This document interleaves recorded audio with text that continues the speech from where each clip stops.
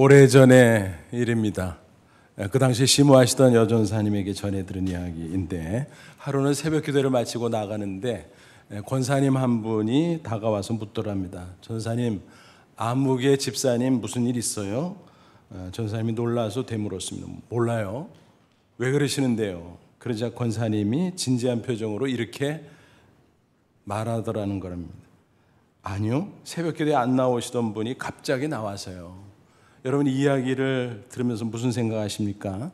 많은 성도들은 기도를 이렇게 생각합니다. 문제가 터져야 하는 것.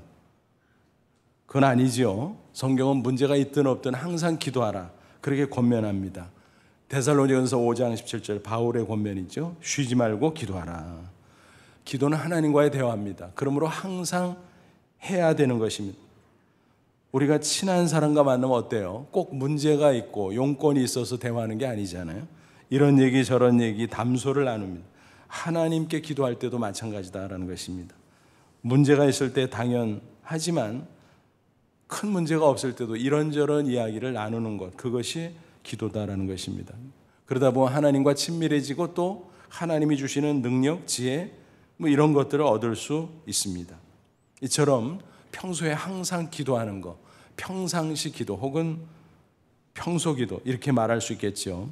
이런 기도 생활을 하면 문제를 사전에 예방할 수도 있고, 설사 문제가 생긴다고 할지라도 그 기도의 연장 속에서 더 간절히 기도할 수 있기 때문에 쉽게 해결할 수 있다는 사실입니다. 당연히 승리의 삶을 살아갈 수 있는 것이죠.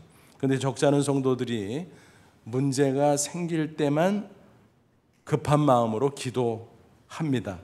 이처럼 특별할 때 기도하는 것을 비상시의 기도, 긴급 기도라고 말할 수 있겠죠. 이런 기도 역시 하나님께서 들으시고 응답하실 것입니다. 하지만 긴급 기도만 하다 보면 기도를 마치 사고 처리의 수단처럼 왜곡할 수 있다는 것입니다. 당연히 하나님과 친밀한 관계는 형성하기 어렵습니다. 그 다음에 과연 바람직한 기도 생활은 어떤 것일까? 평소 기도를 꾸준히 하는 것입니다. 그러다가 간혹 문제가 생기면 속히 긴급 기도로 전환하면 될 것입니다. 이렇게 하면 역동적인 기도 생활을 할 수 있고 또 생생한 하나님의 역사를 체험할 수 있습니다. 여러분, 세상 산다는 것이 얼마나 어렵습니까? 비유해서 말하면 마치 장애물 경기와 같아요. 허들 경기라고 하죠. 운동 경기 허들은 사실 어렵긴 하지만 충분히 감당할 수 있어요. 왜냐하면 표준화되어 있기 때문에 어디서 어떤 장애물이 나타날까 예측합니다. 준비할 수 있고 연습할 수 있고 충분히 잘 해낼 수가 있습니다. 그런데 인생은 운동 경기와 차원이 다르지요. 언제 어디서 장애물이 등장할지 모릅니다. 미리 연습할 수도 없습니다. 항상 잘 넘어갈 수 있는 게 결코 아니다. 때때로 장애물에 걸려서 넘어지고 자빠지기 일수다라는 것입니다. 따라서 지혜로운 사람은 평소에 항상 깨어 기도합니다. 그러면 하나님께서 함께 하시고 도와주실 것입니다. 설사 장애물이 갑자기 난다고 할지라도 염려하지 않아도 됩니다. 긴급 기도로 전환해서 드리면 하나님께서 속히 응답해 주실 수 있는 것입니다. 그 다음에 이제 여러분 한번 생각해 보세요. 나는 과연 어떤 기도 생활을 할까? 긴급 기도 위주로 할까? 아니면 평소 기도 위주로 하다가 어떤 문제가 발생하면 긴급 기도로 전환할까? 여러분, 어느 쪽이 좋겠습니까? 당연히 후자죠. 오늘 말씀을 잘 들으시면 이와 같은 기도 생활이 우리에게 얼마나 중요한가 하는 것을 파악할 수 있을 것입니다. 아무쪼록 평소 기도 그리고 긴급 기도 잘 병행함으로 승리의 인생을 꼭 살아가시기를 주님의 이름으로 축원합니다. 본문은 잘 아시는 내용이죠. 겟세마네 동산의 기도 이야기입니다. 예수님께서 공생의 거의 끝날 무렵 십자가가 코앞에 닥친 것을 느끼셨습니다. 그래서 감람산 겟세마네 동산으로 올라가셔서 기도했지요. 또 제자들에게 너희들도 깨어 기도하라 당부하셨습니다. 이 기도는 뭔가요? 십자가를 앞두고 긴급 기도를 하신 것이죠. 그런데 예수님 평상시에도 쉬지 않고 계속 기도하셨습니다. 그러니까 예수님의 기도 생활은 평소 기도 플러스 긴급 기도이구나 하는 것을 알 수가 있습니다. 마가복음 1장 35절 평소의 기도 생활을 보여줍니다. 새벽 아직도 밝기 전에 예수께서 일어나 나가 한적한 곳에 가사 거기서 기도하시더니 예수님이 매일 아침 일찍 일어나서 한적한 데 가서 기도하셨구나 알 수 있죠. 또 예루살렘에 방문할 때는 거처할 때도 마땅치 않았지만 또 기도하기 위해서 쉬기 위해서 감람산으로 들어가셨습니다. 저녁마다. 그래서 누가복음 22장 39절에 이렇게 증거하죠.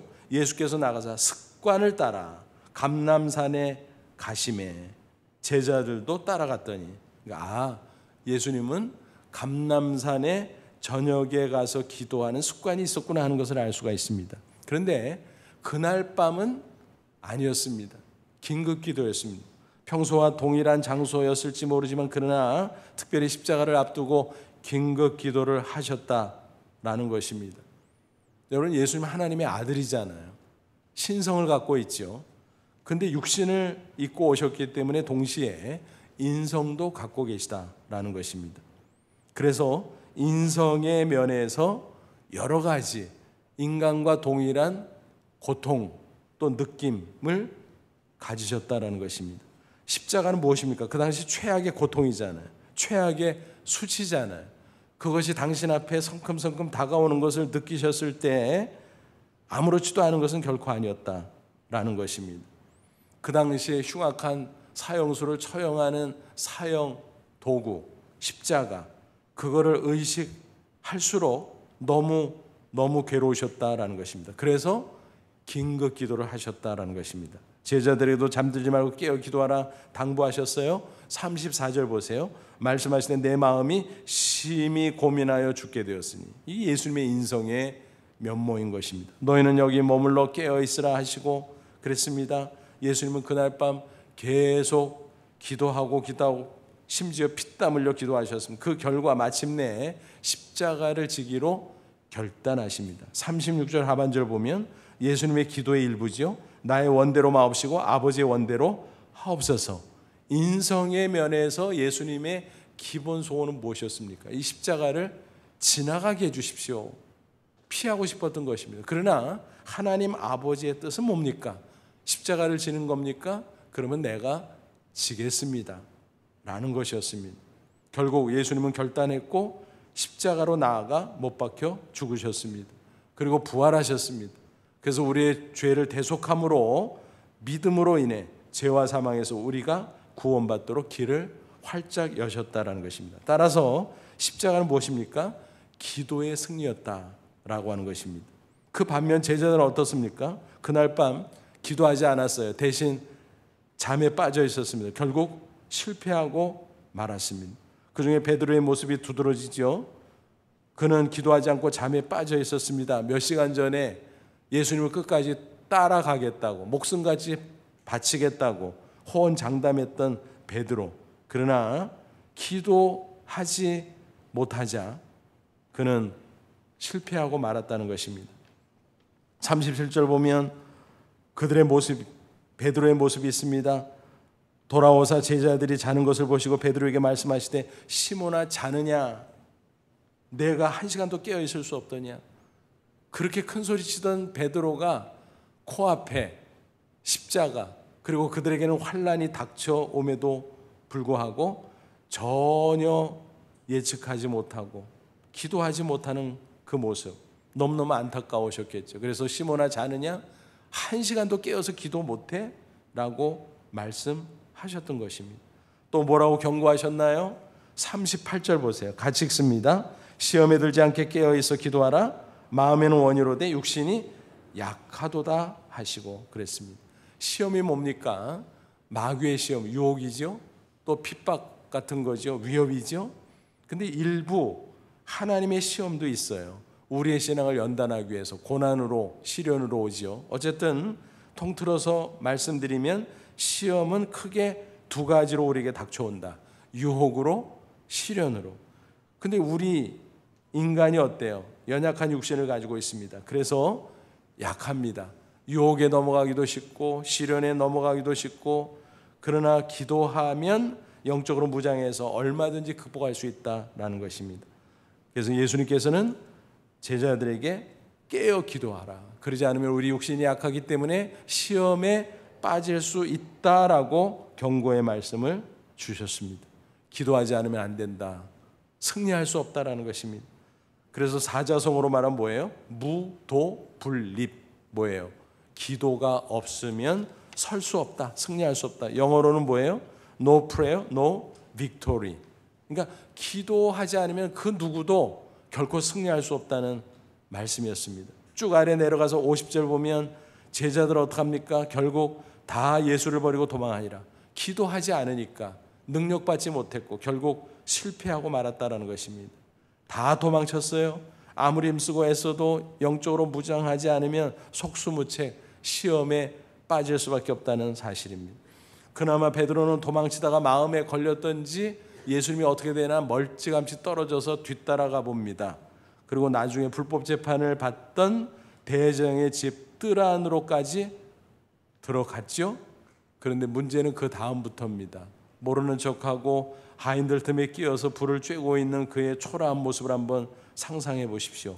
54절 베드로가 예수를 멀찍이 따라 대제사장 집 뜰 안까지 들어가서 아랫사람들과 함께 앉아 불을 쬐더라. 그가 따뜻했을까요? 아니요. 불을 쬐고 있었지만 마음이 너무 시렸을 것입니다. 우리 예수님은 어떡하지? 또 자기의 부끄러운 모습이 너무너무 초라했을 것입니다. 그런데 그 옆에 있던 사람들이 그를 알아보고 다그치죠. 당신 예수 한패잖아. 그러자 부인합니다. 아니야, 나 아니야. 그러자 다른 사람이 에이 말투 봐 말투. 갈릴리 사람인데 뭘 예수 한패잖아. 아니라니까. 세 번째 사람이 내가 봤어 분명히 봤어. 한패야. 그러자 그가 얼떨결에 뭐라고 하죠? 71절 그러나 베드로가 저주하며 맹세하되 나는 너희가 말하는 이 사람을 알지 못하노라. 저주하면서 예수님을 부인했다 그랬습니다. 기가 막힌 상황이 벌어졌습니다. 베드로는 아마 자신의 생애 기록 가운데 이 부분만큼은 지워버리고 싶은 심정이었을 것입니다. 다행히 나중에 베드로가 회개했기에 망정이지 그는 정말 영영 실패할 수밖에 없었을 것입니다. 여러분, 우리는 여기서 정말 잊지 말고 명심해야 될 사실을 발견할 수 있습니다. 베드로가 뭐예요? 3년 동안 예수님 따라다녔잖아요. 수제자라고 으스댔잖아요. 호언장담했잖아요. 하지만 기도하지 않으니까 별 수 없었습니다. 문자 그대로 무도불립. 기도하지 않아서 패배할 수밖에 없었다는 것입니다. 다행히 베드로가 후에 회개하죠. 72절 보니까 달기 곧 두 번째 울더라. 이에 베드로가 예수께서 자기에게 하신 말씀 곧 달기 두 번 울기 전에 내가 세 번 나를 부인하리라 하심이 기억되어 그 일을 생각하고 울었더라. 통곡하며 회개했다는 것입니다. 특별히 예수님이 사흘 만에 부활하셨어요. 너무너무 송구스러웠지만 예수님이 너무 보고 싶었지요. 달려갔지요. 또 나타나신 예수님 고개를 쳐들 수는 없었지만 마음속으로 너무 반갑고 기뻤을 것입니다. 그 후에 예수님은 승천했어요. 약속대로 오순절에 성령을 부어 주셨어요. 그때 베드로는 완전히 새 사람이 됩니다. 어떻게 해요? 기도의 사람이 되었습니다. 구원받은 사람이기도 했지만 기도의 사람이 되었다라는 것입니다. 그래서 그는 잠에 빠지는 자가 아니라 이제는 깨어서 기도하는 평소 기도의 사람이 되었다라고 하는 것입니다. 그러다 보니까 능력받고 기쁨이 넘쳤고 감사가 넘쳤고 또 고난이 닥칠 때도 승리할 수 있었다라는 것입니다. 능력의 역사도 나타낼 수 있었습니다. 특별히 사도행전 3장 보면 놀라운 사건이 있죠. 뭔가요? 안진뱅이를 일으킨 기적이었습니다. 그 안진뱅이는 나면서부터였어요. 40세인데 40년 동안 그런 상태였어요. 너무너무 불쌍하죠. 매일 누가 성전 앞에 데려다 주면 구걸하는, 그래서 먹고 사는 불쌍한 사람이었습니다. 근데 베드로와 마주친 거예요. 한 푼 줍시오. 그러나 베드로에게는 돈이 없었죠. 어떡합니까? 사도행전 3장 6절로 8절 베드로가 이르되 은과 금은 내게 없거니와 내게 있는 이것을 내게 주노니 나사렛 예수 그리스도면 일어나 걸으라 하고 오른손을 잡아 일으키니 발과 발목이 곧 힘을 얻고 뛰어서서 걸으며 그들과 함께 성전으로 들어가면서 걷기도 하고 뛰기도 하며 하나님을 찬송하니. 정말 놀라운 일이었죠. 베드로가 나 돈 없어, 대신에 내가 있는 거 줄게, 예수 이름으로 선포한다. 손을 잡고 딱 일으키는데 힘이 들어가는 거예요. 걸을 수 있었어요. 그래서 성전 안으로 뛰어들어갑니다. 기뻐 찬양합니다. 얼마나 놀라운 기적입니까, 여러분? 여러분, 어떻게 된 걸까요? 그 원인이 바로 기도였다라고 하는 것입니다. 사도행전 3장 1절에 이렇게 기록이 되어 있습니다. 제9시 기도 시간에, 지금의 시각으로 하면 오후 3시예요. 베드로와 요한이 성전에 올라갈 때 기도하러 올라가고 있었다는 거예요. 그러니까 막 기도한 게 아니에요. 기도하러 올라가고 있는데 마주쳤어요. 그때 선포한 겁니다. 일어나라, 예수 이름으로. 그러니까 일어난 거예요. 어떻게 된 걸까요, 여러분? 그 당시에 베드로를 비롯한 제자들은 유대인의 전통을 따라서 하루에 3번씩 기도의 시간을 가졌습니다. 그날도 오전 9시 정오 이미 2번 가졌을 것입니다. 3번째 오후 3시에 맞춰서 성전에 가다가 안진뱅이를 만났는데 선포한 거예요. 그러니까 뭔가요? 평소에 계속 기도하다 보니까 하나님의 능력으로 충만한 가운데 있었다. 성령 충만. 그래서 그 말씀을 선포할 수 있었습니다. 담대하게, 믿음으로. 그때 놀라운 치유의 기적이 나타났다라고 하는 것입니다. 그래서 이런 말이 있어요. 다도고 다능력, 소도고 소능력. 여기서 도고라는 말은 기도라는 뜻이에요. 그러니까 뭔가요? 기도를 많이 하면 능력도 많아지고 기도를 조금 하면 능력이 조금밖에 없다라는 것입니다. 그러니까 평소에 얼마나 많이 기도했냐, 그것에 따라서 영적인 상태가 달라지는 것입니다. 기도 많이 하면 성령 충만한 가운데 능력을 발휘할 수 있다라고 하는 것입니다. 그렇기 때문에 평소 기도가 굉장히 중요해요. 평소 기도를 하다 보면 기쁨이 넘치고 감사가 넘치고 능력이 넘치고, 그래서 어떤 기회가 되면 능력의 역사를 나타낼 수 있다라고 하는 것입니다. 그러다가 큰 문제가 생겼다. 그러면 비상시잖아요. 긴급하게 기도로 전환할 수 있죠. 그러면 더 간절하게 기도할 수 있고 하나님께서 응답하심을 경험할 수 있다라고 하는 거예요. 그런데 평소에 기도하지 않으면 평소에도 능력이 없지만 큰 문제가 닥칠 때 어때요? 기도가 잘 될 것 같지요? 아닙니다.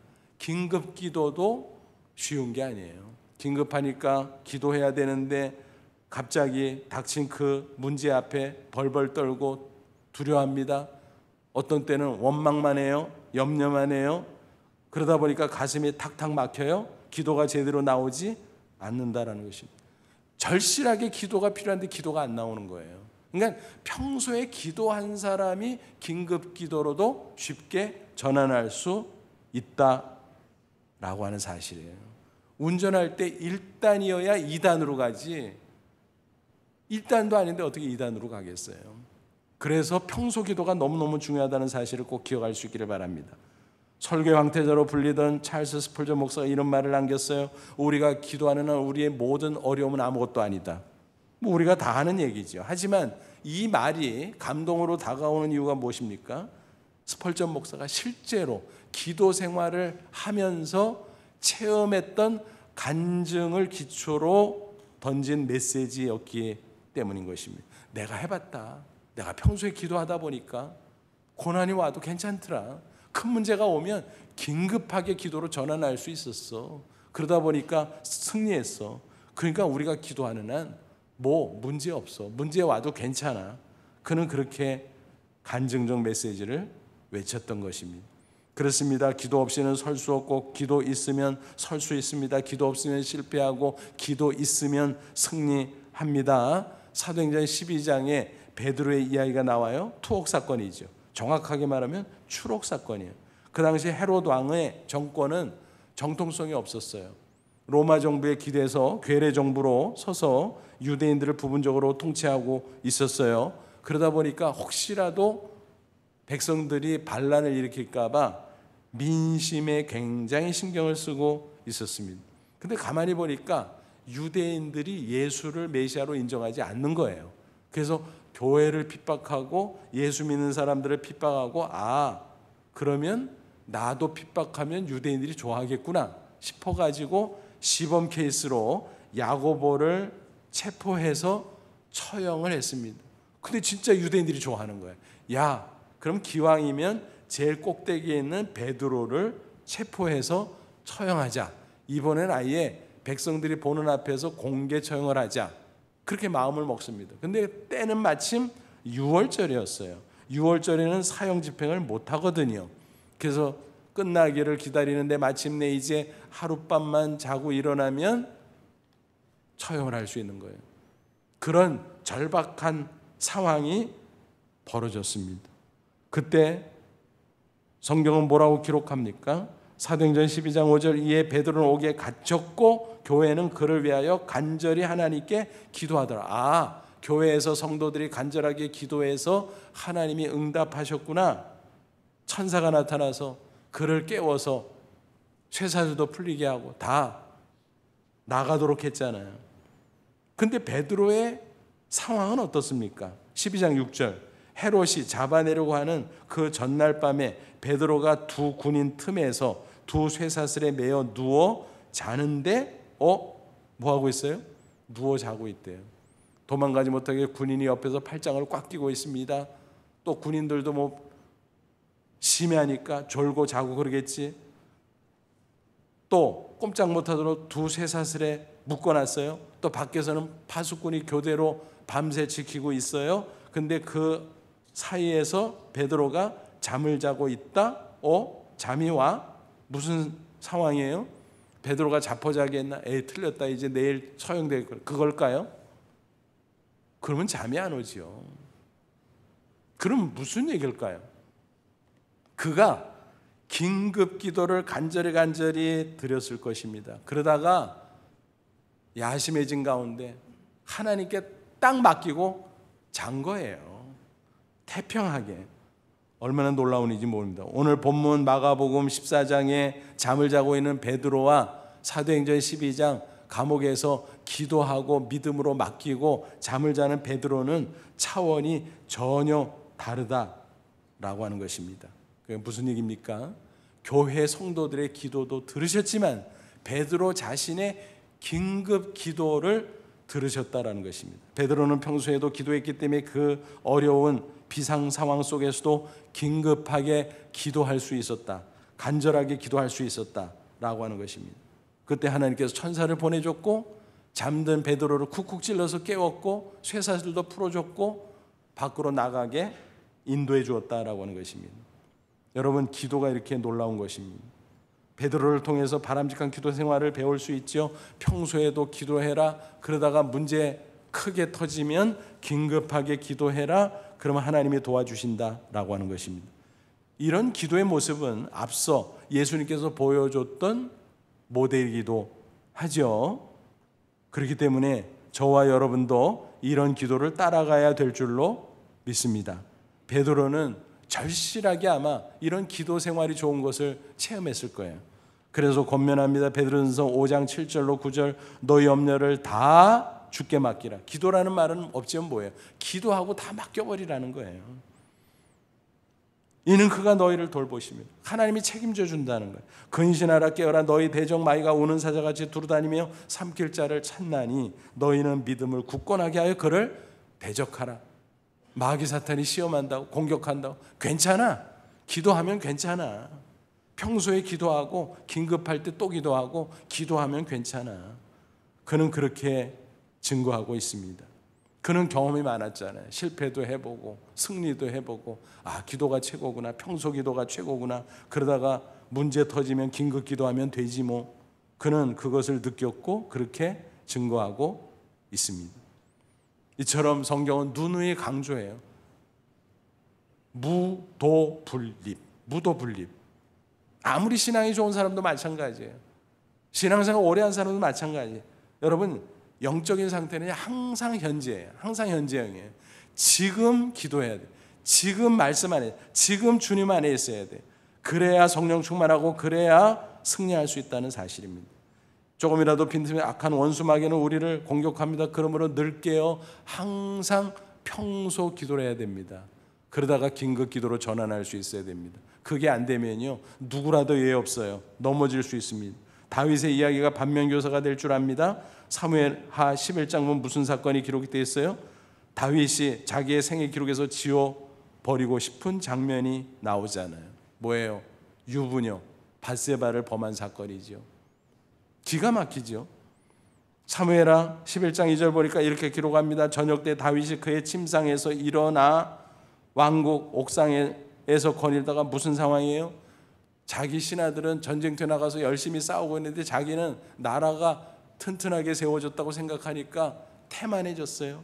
낮잠 실컷 자다가 저녁 무렵 선선해지니까 깨서 옥상에서 거닐고 있었다는 것입니다.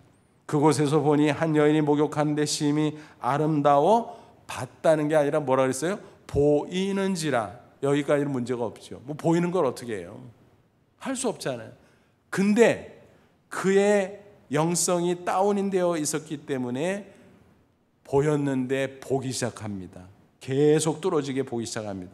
그러다가 충동을 받았고 사람을 보내서 그 여인을 불러왔는데 보니까 밧세바, 우리아 장군의 부인이야. 우리아는 전쟁터에 있었거든요. 그러면 양심에 찔려야 되는데 찬스라고 생각했어요. 기가 막힌 상황이죠. 임신을 하네요. 알리바이를 꾸미려고 어떻게 합니까? 전쟁 중에 있는 우리아 장군을 특별 휴가를 줘서 불러와요. 그런데 너무나 충신이라 집에 가질 않아. 그냥 전장으로 나갑니다.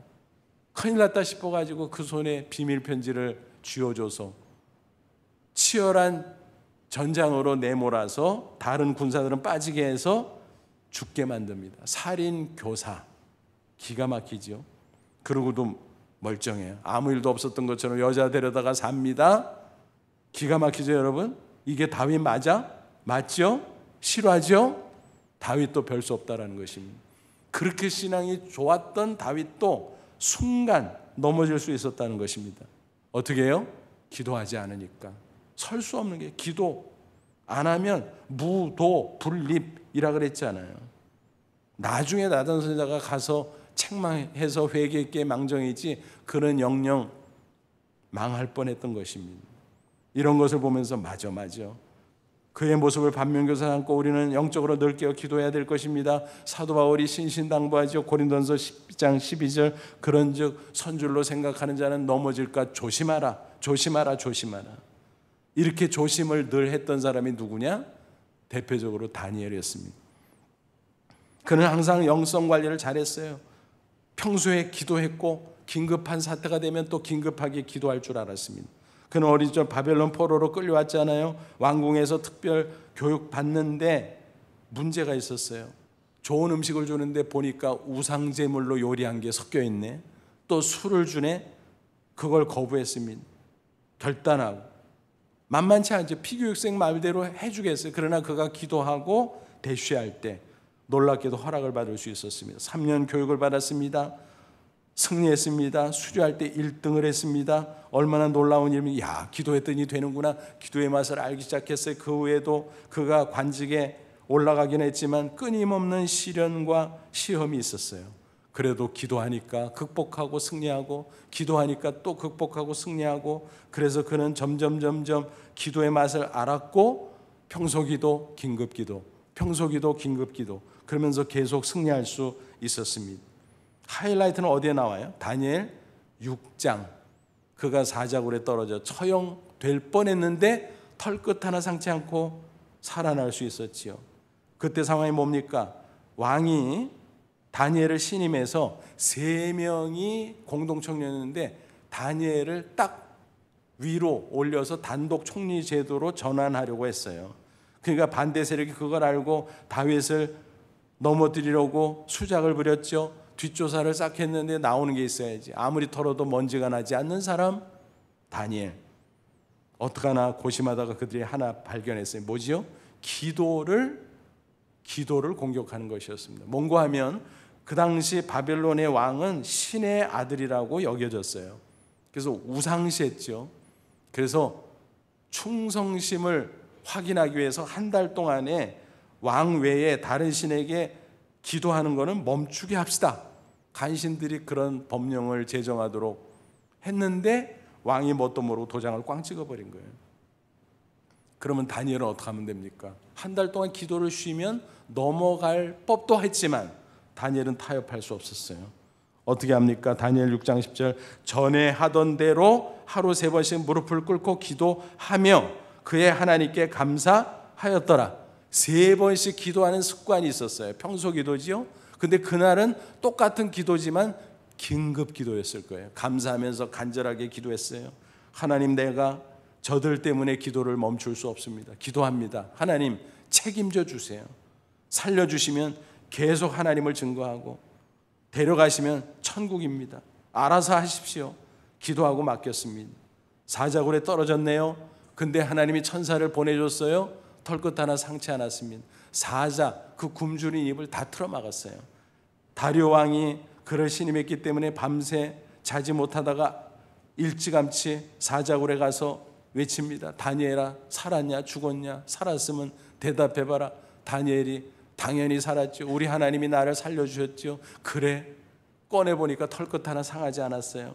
이 간신들, 이 녀석들, 나쁜 놈들 대신 원수 갚아줬어요. 그리고 다니엘을 어떡합니까? 칭찬하고 단독 총리로 세워요. 뿐만이 아니라 다리오 왕이 전국에 조서를 보내요. 다니엘의 하나님을 찬양하라. 하나님까지 증거하는 놀라운 역사를 이룰 수 있었습니다. 여러분, 기도의 사람은 이렇게 승리하며 살아가는 것입니다. 평소 기도, 긴급 기도, 전환만 잘하면 돼요. 얼마 전에 금년도 노벨상 수상자들이 발표됐었죠. 우리나라에서도 과학 분야 최초 수상자가 나올까 기대했는데 불발이었죠. 그 주인공이 누구였나요? 서울대 현택환 교수님, 화학상 유력 후보로 올랐는데 아쉽게 됐습니다. 수년 내에 다시 도전하고 수상하면 얼마나 좋을까, 그런 소원이 있습니다. 뭐 당연하지만 특별히 그분은 신실한 그리스도인이라 자랑스럽고 응원하고 싶습니다. 그분의 간증은 이런 것입니다. 그가 대학생 시절 CCC에서 성경 공부하다가 살아계신 예수님을 만났습니다. 그러면서 영적인 체험을 하기 시작했습니다.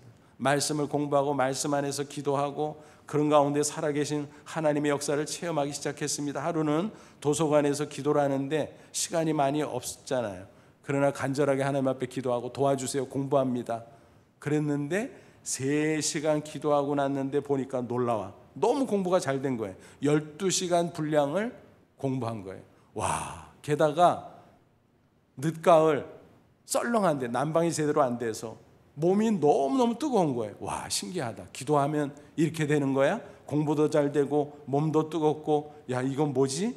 그러면서 기도의 맛을 알기 시작했어요. 그래서 말씀과 기도에 집중하면서 지내는데 미국 유학 시절 너무너무 힘들었어요. 과학자가 연구하면 결과가 나와야 되잖아요. 근데 안 나오는 거예요. 이래도 안 나오고 저래도 안 나오고 자신의 표현으로 마치 머리를 콘크리트 벽에 찢는 것 같이 너무너무 힘들고 참담했습니다. 야, 학위는 받을 수 있을까? 못 받으면 어떡하지? 염려가 되기 시작합니다. 내가 한국에 돌아가서 교수가 될 수 있을까? 아니, 취직이나 할 수 있을까? 중소기업 연구원이라도 될 수 있으려나? 뭐 이런 식이었습니다. 그런데 그에게 한 가지가 있었습니다. 뭐지요? 기도가 있잖아. 그래서 새벽에 나가서 울부짖으며 하나님 앞에 매달려 기도했습니다. 긴급 기도를 한 거지요. 그때 하나님께서 영적인 음성을 들려준 거예요. 마음속에 염려하지 마라. 네 할 일만 열심히 해라. 내가 도와주겠다. 정말 하나님이 도와주셨어요. 박사학위 받고 서울대 교수가 됩니다. 또 전공을 나노 분야로 바꿉니다. 그것도 하나님의 인도였어요. 그래서 나노 분야에서 걸출한 연구 결과를 낳으면서 노벨상 유력 후보까지 올라가게 되었다라고 하는 것입니다. 과학자가 이런 영적인 신앙 갖는 게 참 힘든데 기도하면서 체험하니까 그렇게 될 수 있었던 것입니다. 평소 기도, 긴급 기도, 전환하면서 승리 또 승리할 수 있었습니다. 그는 간증합니다. 2020년은 저에게 기적 같은 한 해입니다. 모든 게 하나님의 은혜입니다.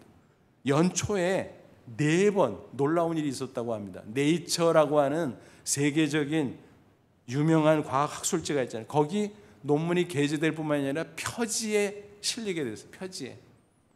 기가 막힌 거죠. 근데 그게 4번에 걸쳐서 다른 학술지까지, 그러다가 여세를 몰아서 노벨상 유력 후보까지 올라갈 수 있었던 거죠. 그의 승리는 기도의 승리입니다. 그 기도의 신앙을 젊은 과학도들에게 전수해 주려고 신앙 모임도 20년 이상 가지고 있는 분이에요. 여러분 얼마나 멋집니까? 기도의 사람은 이렇게 승리하는 거예요. 평소기도, 긴급기도, 평소기도, 긴급. 그러면 승리 또 승리, 그 승리가 쌓여서 인생을 만들어 가는 줄로 믿습니다. 저와 여러분 어떻게 신앙생활하고 있습니까? 말씀과 기도에 집중합니까? 여러분 무도분립이에요. 기도하지 않으면 설 수 없어요. 오래 신앙생활에도 기도하지 않으면 넘어질 수밖에 없어요. 문제 터진 다음에 기도한다고요? 잘 안 돼요.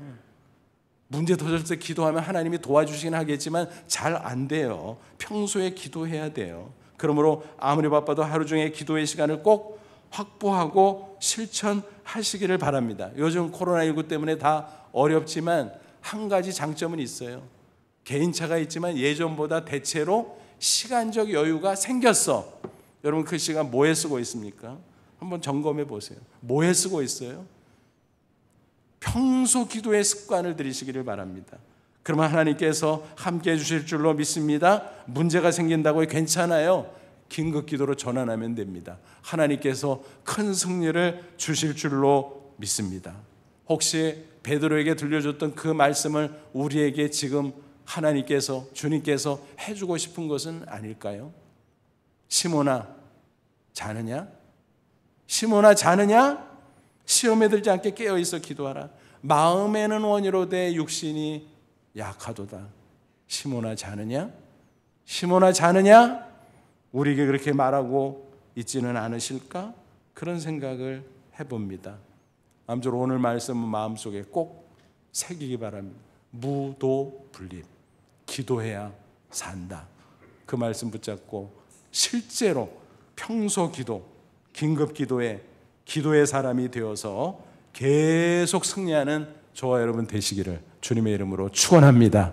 기도하겠습니다. 이 말씀 붙잡고 기도하죠. 하나님, 그렇습니다. 무도 분립, 기도의 특권을 주셨건만 기도를 묵히는 저희들의 불초함을 용서하시고 이때에 기도의 습관을 들이게 하옵소서. 평소 기도, 그러다가 혹시라도 문제 터지면 하나님 담대하게 긴급 기도하게 하옵소서. 그래서 승리하고 또 승리하고 하나님의 영광을 빛내는 멋지고 복된 인생 살게 하옵소서. 다 같이 간절한 마음으로 잠시 기도합니다. 하나님 아버지 은혜를 진심으로 감사합니다. 이 시간 말씀을 통해서 격려하시고 우리에게 기도의 사람으로 새롭게 도전해 주심을 진심으로 감사합니다. 평소 기도, 긴급 기도, 그래서 언제 어떤 상황 속에 처한다고 할지라도 승리하고 또 승리하는 저희들 다 되게 해 주옵소서. 그래서 나도 승리하는 복된 인생 살고 나를 통해 하나님의 영광을 빛내며 증인의 삶을 살게 하옵소서. 예수님의 이름으로 기도하옵나이다. 아멘.